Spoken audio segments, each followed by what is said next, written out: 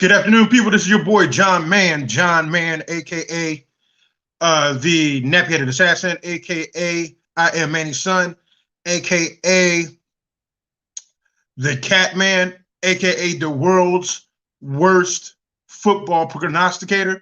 I'd like to welcome you to my debut edition of the Catman Daily. I am the Catman. That's one of the nicknames that was given to me. Back in my youth in Orlando, Florida. For those who are meeting me for the very first time, I am a Philly kid that was raised and grew up in Orlando, Florida. So Florida and Philly are very vital to my background, my upbringing. I'm a diehard Philadelphia fan in all sports. Flyers, Eagles, Sixers, Flyers, Eagles, Sixers, and man, I'm losing my thought. Phillies.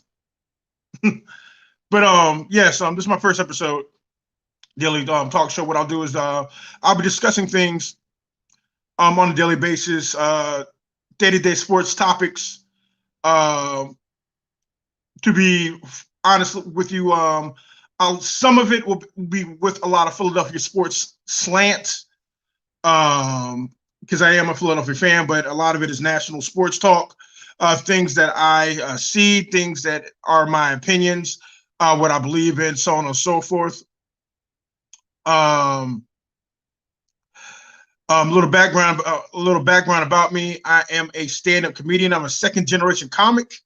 For those finding out, yes, my father is a comedian, and I happen to follow in his footsteps.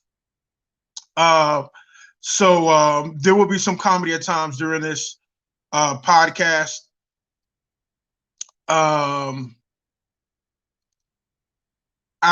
am a diehard baseball fan. Baseball is my favorite sport. With football, a very strong, close second. I am a transplant Floridian. Orlando is my home. Currently, this is being recorded in the Parts Unknown Studios somewhere out there in Five-O-Land. Another thing about me, for those who happen to stumble across this podcast, very animated, very opinionated, like a lot of people comes to sports. Even though I am a diehard Philadelphia fan, I do not look at things through a Philadelphia lens. I like to be as objective as possible, which is times counterproductive to my other Philly fans, because I see things a little bit differently. Like, I never at one point thought that Carson Wentz was better than Dak Prescott. That's blasphemous for most Eagle fans. That's just my personal opinion. Won't go deep about that on today's episode, but just to give you an idea of the objectivity that I do portray as someone who loves sports or somebody who analyzes sports. Today we'll be talking about the playoff. We'll be talking about this weekend's playoff games. There were 4 divisional games. Rams, Packers in the NFC with Bucks, Saints. Those were Saturday and Sunday's games in the NFC, AFC games. Buffalo and Baltimore and KC and Cleveland. In a couple of minutes, I'll be going in depth and those, give my opinions on that. Also, later on in this broadcast, I will be talking about Lamar Jackson specifically, and does he get a bad rap as far as where he is in his career, where he should be, things of that nature. Also talk about Drew Brees. Possibly Drew Brees has played his last game. For the Saints, that has hasn't been completely official yet, but things are trending in that direction. I would discuss that and possibly Jameis Winston taking over as a starting quarterback for the Saints. Also, like I stated, some of this stuff will be with a Philly slant. Talk about the Philadelphia Eagles coaching position, the opening, how I feel about it, how I feel of how Doug Peterson was treated, Carson Wentz, and how this plays out in regards to what the Eagles should do with Carson Wentz, Jalen Hurts, things of that nature. But if you're tuning in, don't be afraid to subscribe to any of my channels. I will send the link as far as my Catman Do channel and my John Man Baby channel on YouTube. Those links will be coming up soon. But you can also follow me on Twitch at John Man Baby on Twitch. And if you happen to, I'm on a few platforms as far as podcasts. Google platform, Amazon Music, Anchor, TuneIn, Spotify. If you have any of those platforms and you miss any of today's show or any other show, or just want to look at things in the past that I've done, you can find these episodes under the Catmann Audibles. That's CATMANN Audibles, plural, /picketh. That's where you will find this and all my other programming content that is sports related. But we're going to start off, like I stated, get with the playoffs. Start with Saturday's games, man. The Rams and the Packers.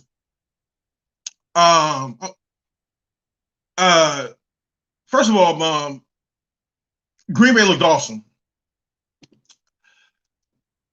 Aaron Rodgers threw for almost 300 yards, couple of touches.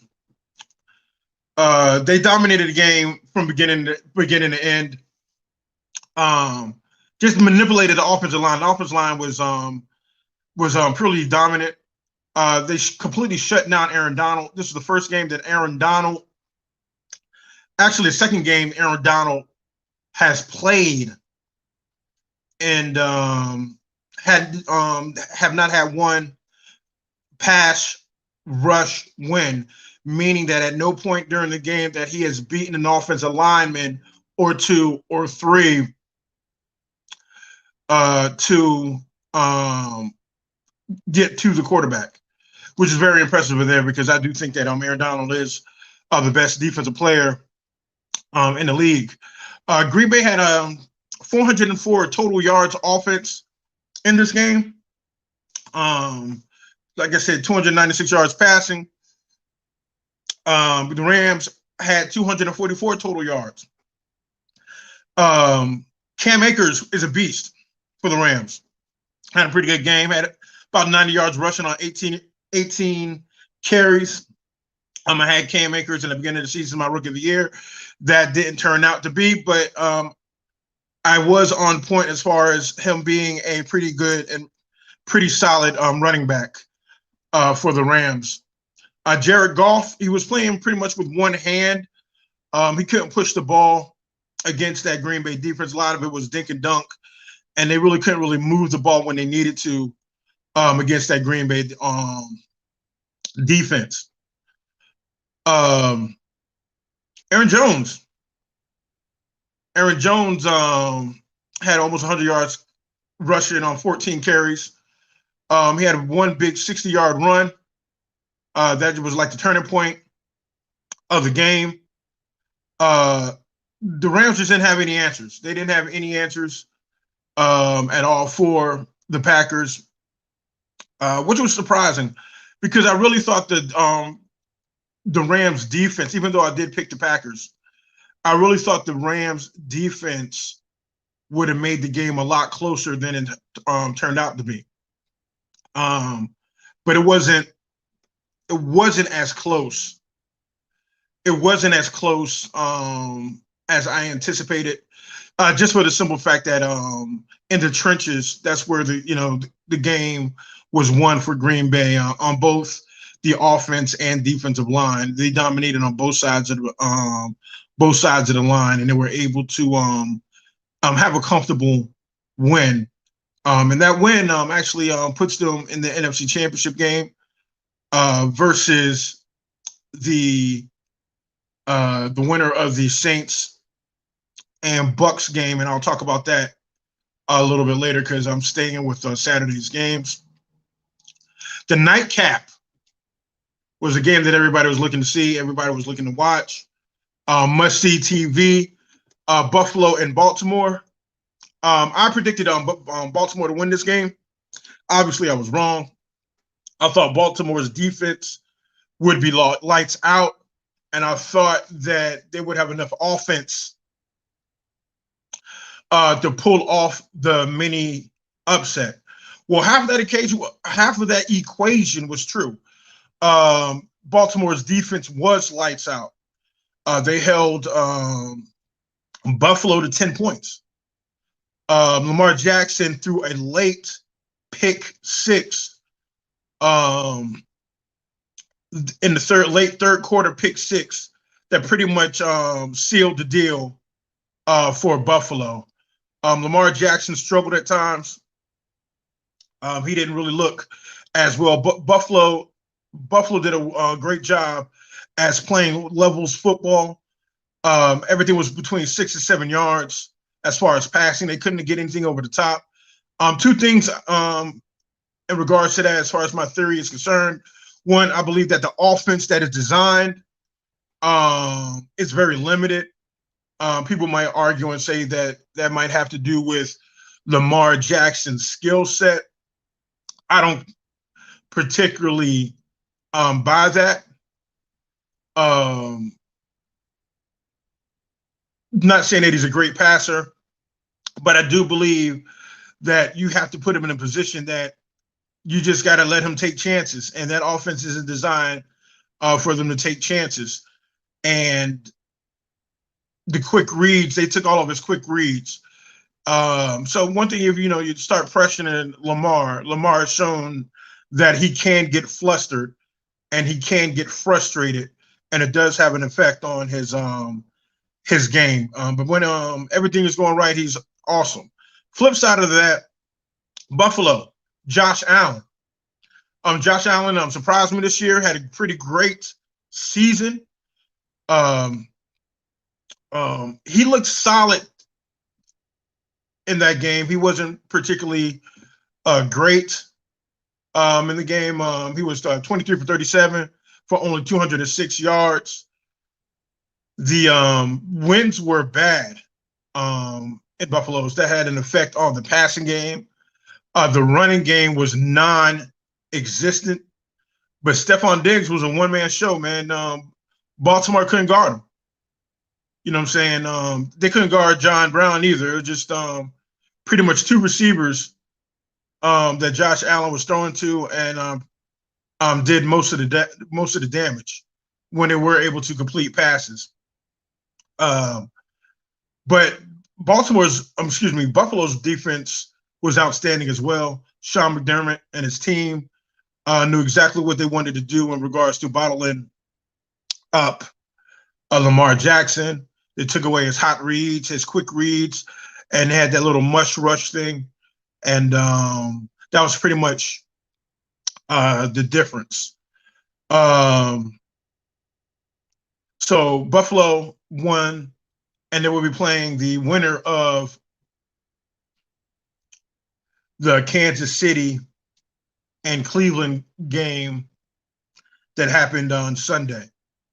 And that will be the game that I'll be talking about next, Cleveland and Kansas City.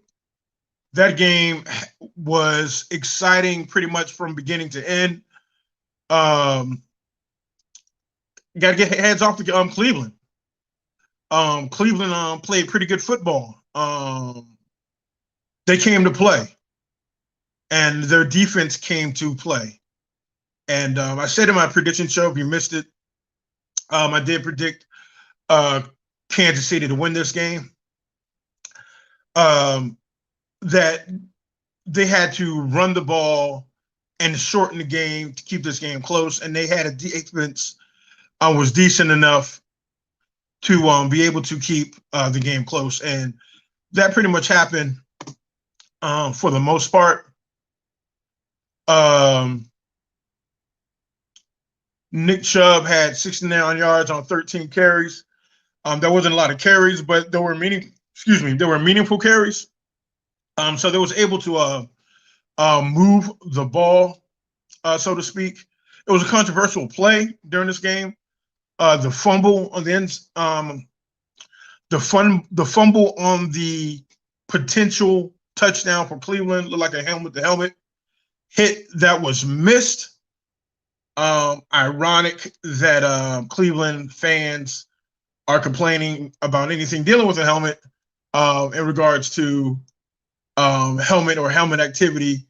Since they do have Miles, I will bash your head in with a helmet, Gaskins on that team. But enough of that. Cleveland's defense played pretty good. And they played pretty good even until Patrick Mahomes got hurt. He got hit, laid out, concussion, was in a concussion protocol. The offense pretty much didn't move much after his injury, so to speak. Chad Henne came in, threw a bad pick that kept Cleveland in the game. But besides that, he did just enough to hold on for Kansas City. Darrell Williams had a pretty solid game, 13 carries, 78 yards.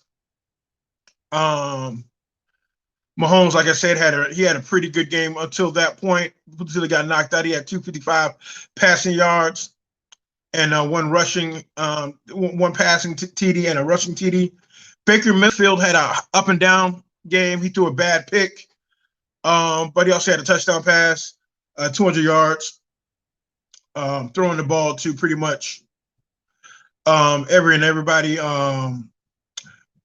Rashad Higgins had a pretty decent game, 7 catches, 88 yards. It's not the end of the road for Cleveland. Bigger and better things and brighter things are on the horizon for the Browns. I think that AFC North division might turn out to be the best division in football, top to bottom. They have 3 teams in this year, and next year there's a strong possibility that all 4 teams could make it to the playoffs. Kansas City, they have made it to the AFC Championship game, where they will be playing the Buffalo Bills. Right now, Kansas City is a 3-point favorite. There isn't any word on if Patrick Mahomes is ready to play or is able to play. He is still in the concussion protocol. I will talk about that game in a couple of seconds. Next game, the nightcap, with 80, I think they're 83, 84 years combined aged. Saints, Bucks. The game was pretty much, it was exciting. It was a pretty exciting game. My boy Jameis Winston. Yes, I'm a Jameis Winston fan. I'm not ashamed to admit it. Threw a touchdown pass. That wasn't expected. I will talk about that a little bit later. This game was back and forth for the most part. The Saints had the Bucks on the ropes until till Cook, the tight end, he fumbled, and from that point on, that just seemed like it rejuvenated Tampa. Because before that, Tampa was shell-shocked on the trick play with Jameis Winston throwing the touchdown pass. Kind of rocked them. And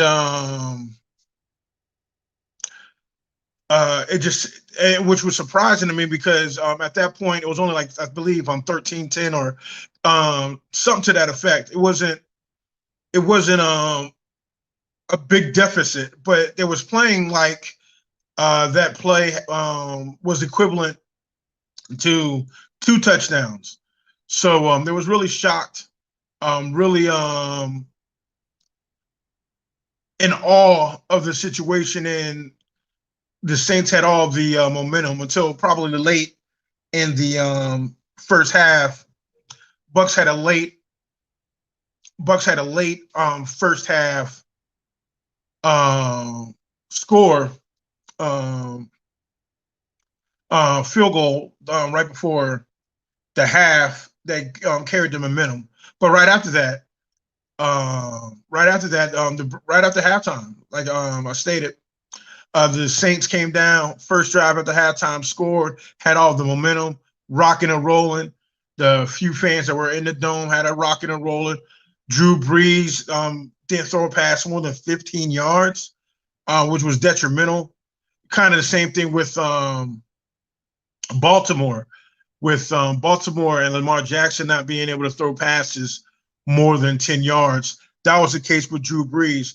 But the only difference is with Drew Brees, excuse me, with Drew Brees, they were able to maintain and move the ball until, like I said, the Cook fumble. But the Cook fumble really didn't, even though it changed the momentum, it really didn't. It really didn't have a true immediate bearing on the game. They were still in the game. They were still playing solid defense. But then Drew Brees just went haywire, and he just really stunk it up at the end. Miscommunication with Alvin Kamara. One play threw a pick and was just throwing and threw a couple more bad picks, and that pretty much sealed their fate. The Bucks, who's offensively was coming in, averaging close to 500 yards over the last 5 games. The Saints defense played pretty decent, held them to about 294 yards of total offense. Tom Brady, the GOAT, the one that people call the GOAT, only had 199 yards passing. But the running attack, and I said in my prediction, I said in my pregame prediction, I did pick Tampa Bay to win this game. I said if Leonard Fournette had 18 carries or more, or if Tampa Bay ran the ball at will, they would win this game by double digits. Well, Leonard Fournette had 17 carries and had 63 yards. But Ronald Jones, I wasn't expecting him to play. Ronald Jones played. He had 13 carries for 62 yards. So between the two, they had 30 carries for 125 yards. So that combination did enough to slow down Drew Brees and the offense of the Saints. And plus, they just couldn't stop the running game. And the domino effect of that was Drew Brees and the offense of the Saints panicking. And they couldn't move the ball, and he just started turning the ball over. And with them running the ball, like I predicted that, like I said, Tampa Bay should do, they did win the game by double digits. So I was semi-correct. It was a 10-point victory. But it didn't. It seemed closer than 10 points till probably about 8 minutes left to go in the game. Then it was weird. It went from the game is still close till about 8 minutes left to go in the game. And it felt like that the Saints were down by 21. That you knew that they wasn't going to win. Brady played decent. Drew Brees, in his possibly last game, played horrible. It's unfortunate that in his last game that he played it the way he played. But he had a heck of a career. Won a Super Bowl. He is probably one of the greatest quarterbacks to never win an MVP. That's a strange but true fact. But when you played long and all, and you played during the era of great quarterbacks, that is a possibility. Some people do call Drew Brees the GOAT. Mostly Saints fans. I don't, because I say this: you can't be the GOAT when you have the same amount of playoff wins as Donovan McNabb, and you played almost 7 or 8 years longer than Donovan McNabb and had the same amount of playoff wins. That does not compute in my book for GOATness. And I know this is a team sport. Things happen. Things are fluky. But one thing about the quarterback position, no matter all the ups and downs and the flukes that come along with it, how the game turns out, that is still attached to their record. Saints, we talk about them in a couple of seconds. Bucks go on to next Sunday, NFC Championship game. They're playing the Green Bay Packers in Lambeau Field. I'll be talking about that in a couple of seconds.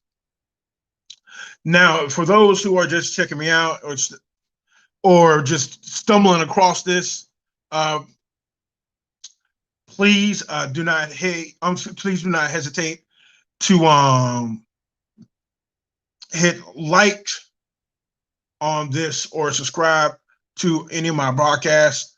You can see the information scrolling at the bottom of the screen there, all the information. I get in contact.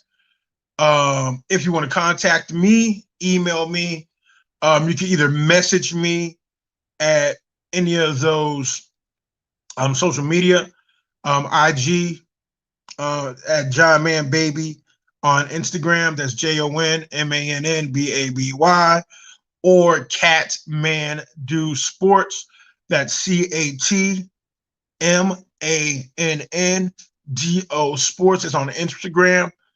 You can both find me on Twitter at both of those locations, Catmann Do Sports, John Man Baby.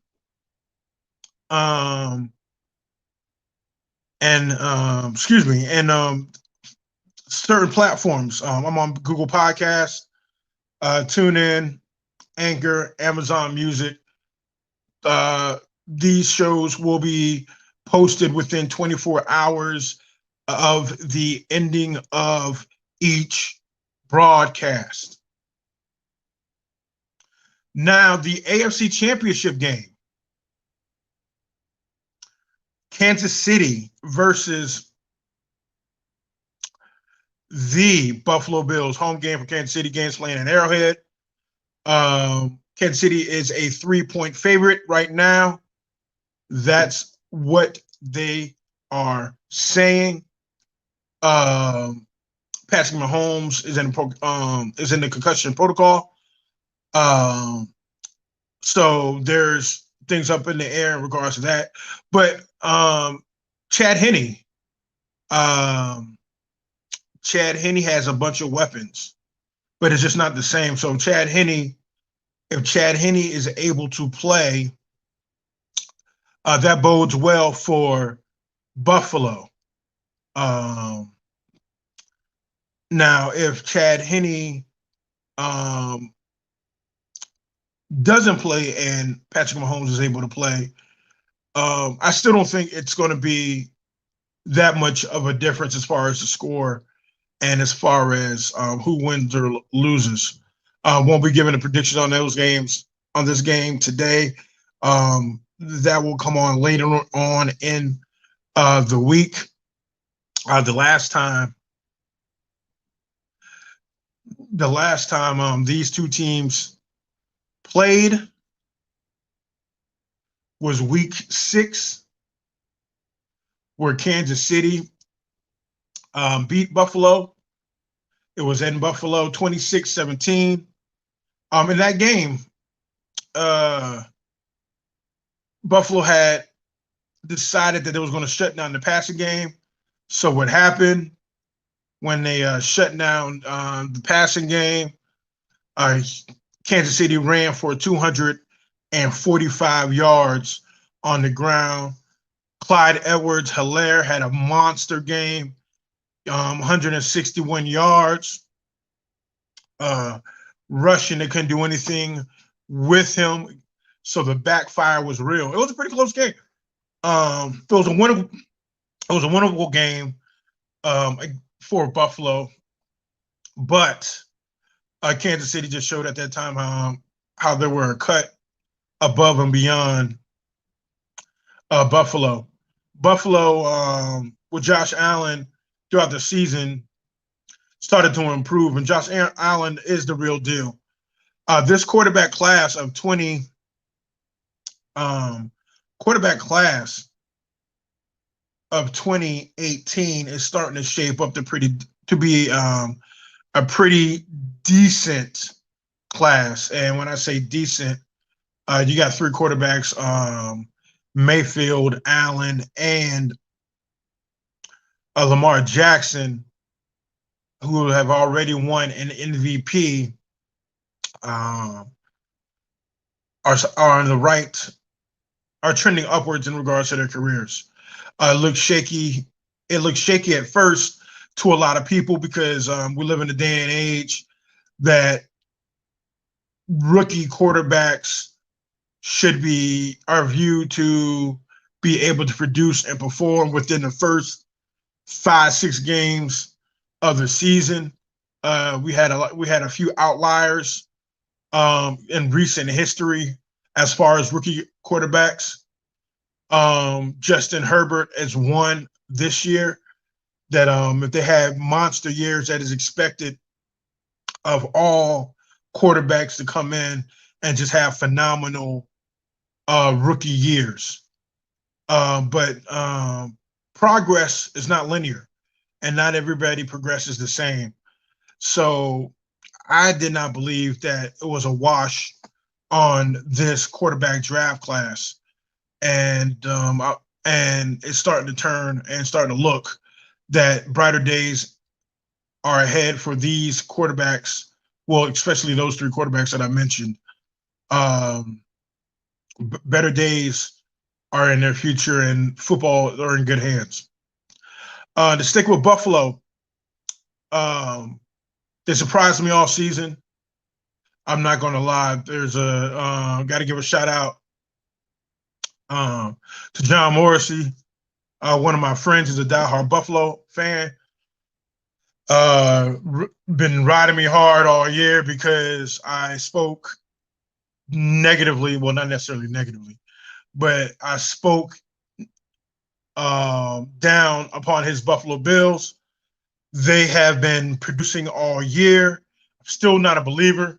I'm a somewhat believer. They changed up. You know what I'm saying? They impressed me a little bit, but I'm not a full believer yet. But they have an outstanding defense, a pretty good young quarterback. They have an excellent coach, and they have a solid running game. And those are and they got a phenomenal wide receiver. Two phenomenal wide receivers. So they have all the tools in place to start running things in the AFC East. Kansas City defense solid. Quarterback play coming up this weekend. We won't know. They got a strong pass game. Everybody knows that. Everybody's all world pretty much on that offense. If it's Chad Henne, he's a veteran game manager. Maybe he could manage a couple of things, and Kansas City will be in good shape. But hopefully, Patrick Mahomes is all right. I really don't want them to rush him back. Kansas City has enough talent without him. to win the game, and I hope they have that kid's future in the forefront of their minds instead of trying to be super overly concerned about um, repeating as Super Bowl champions. So they might be the new Chiefs. Who knows? You know. But that's that. Like I stated earlier in the show, I said that I wanted to talk about Lamar Jackson and where we stand with him. Um, I'm not a fan of Greg Roman's offense. That's first and foremost. And that doesn't mean that I absolve bad play from Lamar Jackson. I do not absolve bad play for anybody. He has a little chokeability in his game. We've seen that. When things go bad, he does look like Willie Beeman. When he looks like Willie Beeman, who's wearing the visible juice in any given Sunday. That's anytime I see Lamar Jackson gets frustrated, that's the first thing that comes to my mind is the rainy and muddy scene of any given Sunday where the offensive line would not block for Willie Beeman. Shout out to Jamie Foxx in one of my favorite movies of all time. Um, Greg Roman, it was the same issue when he was with Tampa Bay. San Francisco when he had Colin Kaepernick. Colin Kaepernick wasn't a great passer, but Colin Kaepernick actually has a stronger arm than Lamar Jackson, and even his passing concepts with Colin Kaepernick was very basic, and it was predictable. So if you have an offense or that is very limited in the passing game, it's not even about the running game. Because no matter how complex you are in the running game, if you're limited in the passing game, you're not going to win ball games. We saw that with New Orleans against Tampa Bay. Drew Brees couldn't push the ball, so you can pretty much sit on anything 15 yards in. You can't win ball games like that.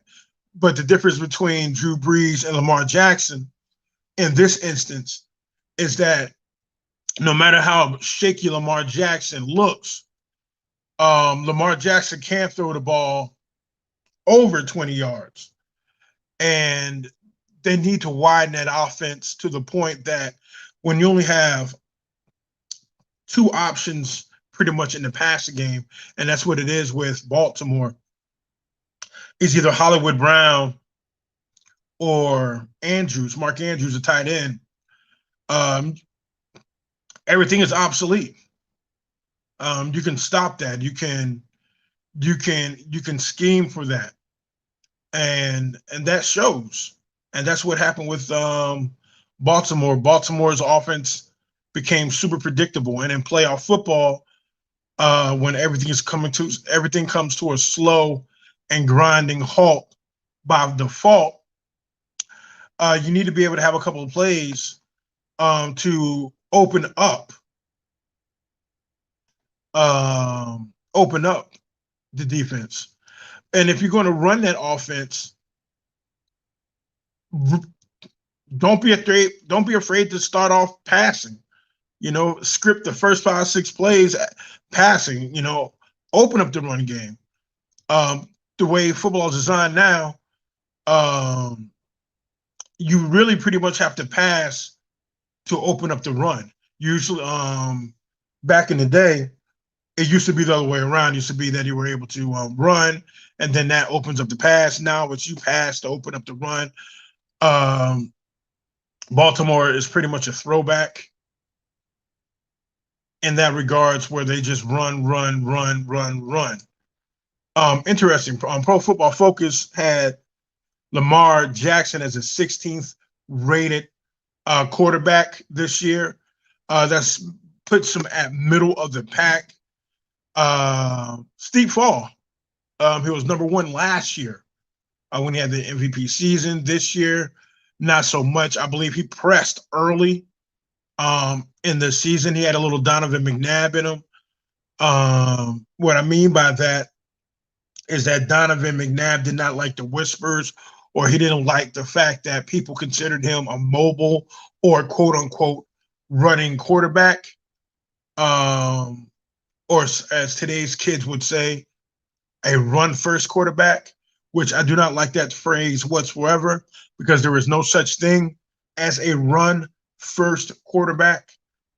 Um, that is a horrible, horrible, horrible, horrible phrase. No quarterback in the history of the NFL has ever had more rushing attempts than passing attempts. And I understand what they're trying to say, and I understand the logic or their logic behind saying run first quarterback or whatever the case may be. But I just think it's a bad connotation, and I just think it's just completely wrong. Um, that's just a horrible label to put on players, and that label is usually put on um, quarterbacks quarterbacks that happen to have the ability to run, um, and happen to be African American for the most part. Um, if we want to keep everything real, and the reason why I say that is that Ryan Tannehill was a mobile quarterback coming out of college. Johnny Manziel was a mobile quarterback coming out of college. Matter of fact, Johnny Manziel was a running quarterback coming out of college. I understand that he's not in the league, but the point of the matter is that nobody suggested that they should play a different position, and the term running quarterback weren't um, used to them. Normally, when it comes to quarterbacks that are mobile, um, quarterbacks that are white and run are labeled mobile quarterbacks. Quarterbacks that are black and that can run are named running quarterbacks, and that's a dangerous. I believe that's a dangerous coded language in regards to quarterback play, because in all theory, um, Steve Young was a running quarterback, but he doesn't get that. And I understand that Steve Young threw for a lot of yards or whatever the case may be. But the day and age that he played in, he was a running quarterback. Same with Roger Staubach, Fran Tarkenton. Those were running quarterbacks, but they so happened to throw the ball. Nobody labeled them running quarterbacks. Randall Cunningham could throw the ball, but they labeled him as a running quarterback. Donovan McNabb could run the ball, but they labeled him as a running quarterback. So those are some of the things that I do have a problem with. As far as Lamar Jackson is concerned, he needs to work on his passing. That is first and foremost, but I also believe that that offense has to be a lot more diverse for him to be progressive and for him to grow as a quarterback. Because if they keep that offense as is, he'll just be Michael Vick 2.0. And Michael Vick didn't become a decent quarterback until he went to Philadelphia. That's when Michael Vick became a quarterback, when he was able to go to Philadelphia.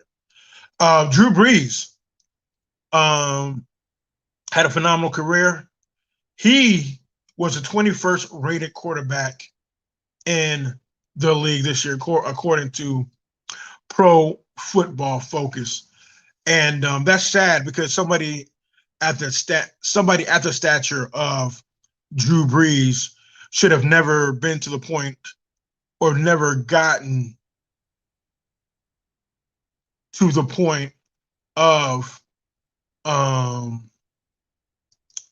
receiving it should never got to that point, so to speak, of him getting to that level. When he shouldn't be 21. It shouldn't be 20 quarterbacks better than Drew Brees. And that's just the way he played. His stats were solid. From the eye test, if you just looked at his stats, you would say that he had a pretty good season, and he did. But if you watch the games, you can see how limited the Saints were with that offense. And ironically, they missed Taysom Hill against the Bucks. They did a little razzle dazzle with Jameis Winston. But I want to wish Drew Brees well. Pretty good quarterback. I have him as a top 20 quarterback, not in the top 10. At some point, I would give y'all my top 5 quarterbacks, or maybe top 10 quarterbacks of all time at a later date. But Drew Brees, congrats to him. I hope if it is his last year that he was able to ride off into the sunset, had a pretty long career, able to fight adversity, able to come back from that shoulder injury. That shoulder injury, ironic, is a reason why Alabama is the most dominant college football team in the country. Think about that for a second. That does correlate, and it all does connect. Much respect and much props to Drew Brees, and I wish him well in the next lifetime. Now I want to talk about my Philadelphia Eagles. Go over the next couple of minutes talking about my birds. Fly, Eagles, fly. Like I said, I'm a Philly kid, Germantown, Mount Airy. For those who doubt the kid, that's me. Eagles were horrible this year. One of the worst seasons I have ever seen this year, and they still had a chance to make it to the playoffs because the NFC East was the worst division in the history of the NFL. Every team in the division was horrible. Washington won the division by default, but enough of that. Talk about my birds and the coaching situation. I personally believe that Doug Peterson got a raw deal. He is the second coach in the history of the NFL to be fired within 3 years of winning the Super Bowl.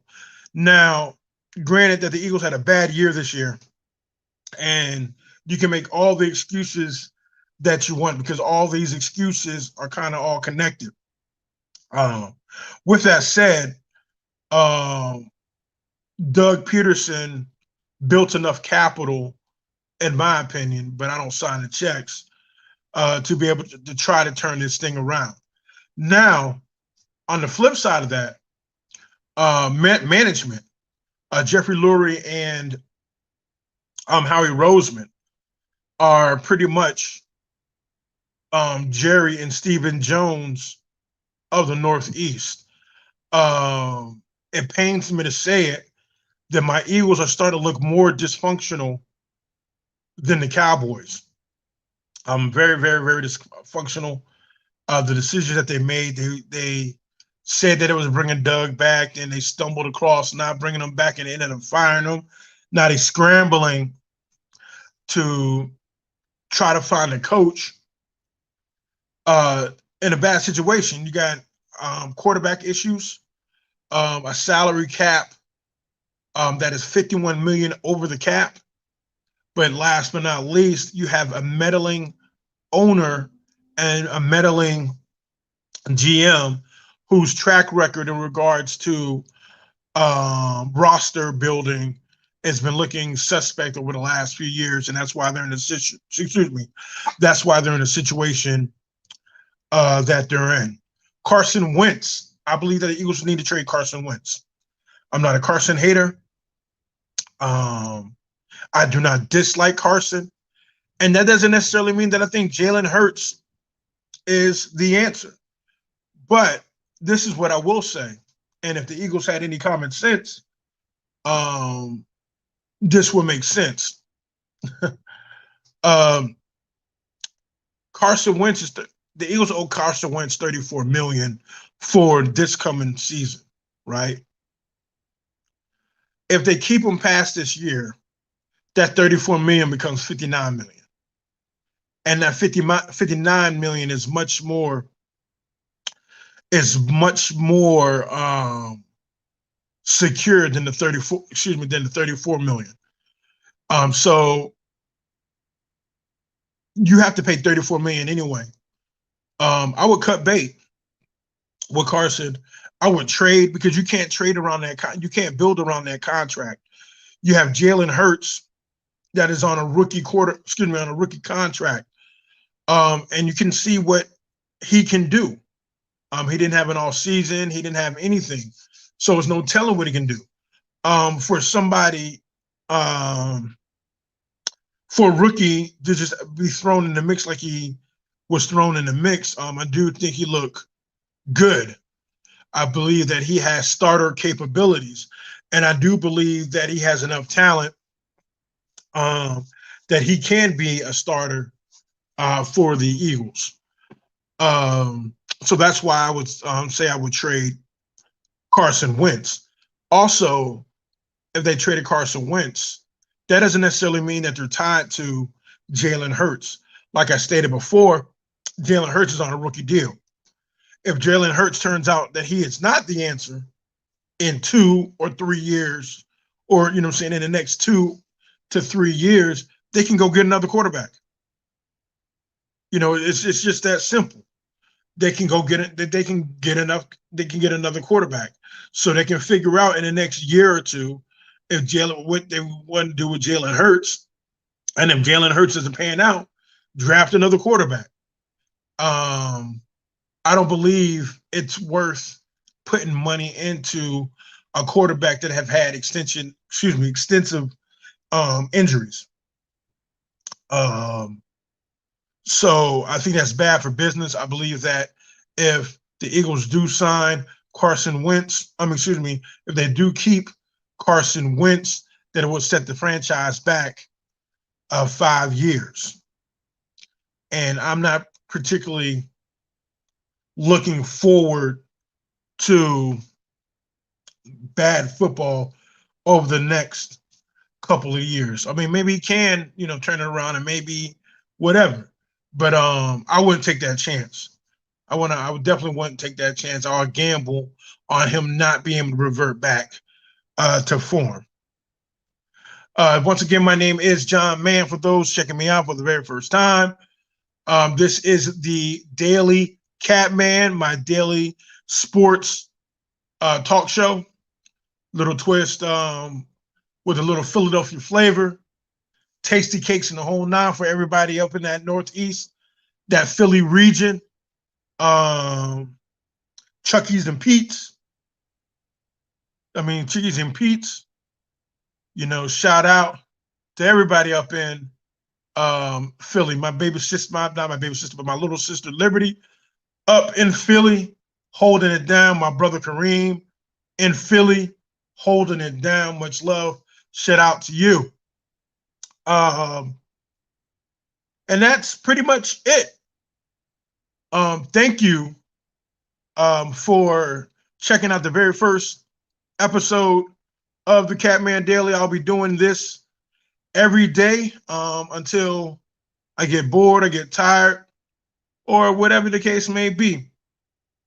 This will be done Monday through Friday, approximately between 4 and 4:30 Central Time, trending closer to 4 o'clock Central Time, and that'll be like 5 on the East, 3 in the Mountain, 2 out West.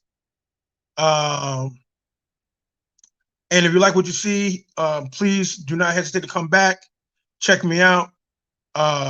Check out my channels. I'll be putting up the links for my YouTube channels for John Man Baby and Catman Do Sports. I'm also on Twitch, John Man Baby. That's on www.twitch.com/John Man Baby. If you want to revisit any of my shows, they all will be converted in audio podcast form on various platforms, Google Podcasts, Amazon Music, Spotify, Anchor, Podcast Addict, Pocket, Stitcher, Tune In. Look me, check me out there. Subscribe to me there. Also, like I stated earlier, subscribe to all of my channels. Once again, I appreciate you checking me out. My name is John Mann. Until I see you again, my friends, peace, love, and nappiness.